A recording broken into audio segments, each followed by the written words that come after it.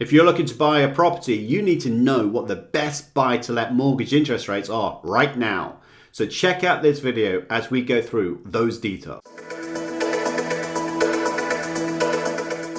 What are the best rates of interest that you can get on buy-to-let mortgages currently?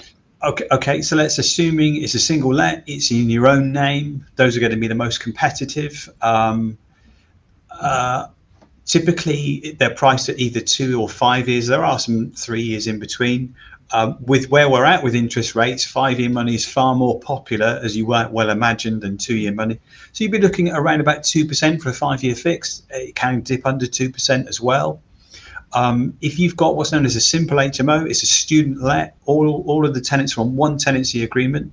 You can get a simple HMO mortgage from 1.79.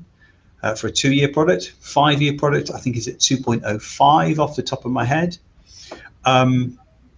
Moving on to more complex stuff and limited company, 2-year rates from 2.49, and that covers HMOs. 5-year ones from 2.99, I think was the best I saw earlier on today.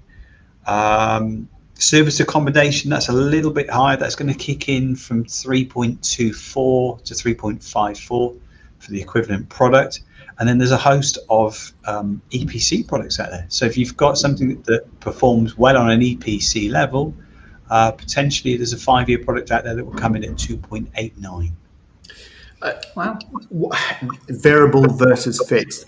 If you go for a fixed mortgage, do you pay a greater amount of interest? No, there isn't a whole heap of difference between standard variables or trackers out there at the moment and fixed rates. And given the fact that, again, this is a generalized televised event or published event, we're not giving advice. General consensus would seem to suggest that interest rates are going up over the next short term to medium term.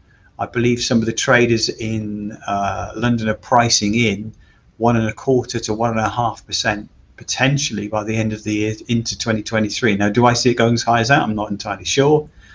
So yeah, if you take out a tracker or a discounted variable, it's not going to take long before the fixed rate actually works out to be potentially cheaper way to go.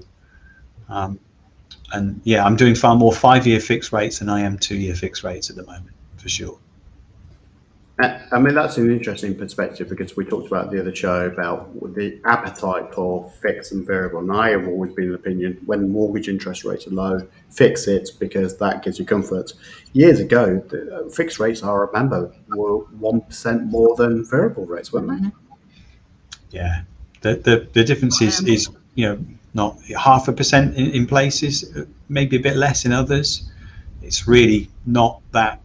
Given that it looks to be going up, yeah, the differences are very small, Hopefully you found that video to be of some use, but don't stop there. There is plenty of content that I think you should be watching, and here is the video that you should watch right now.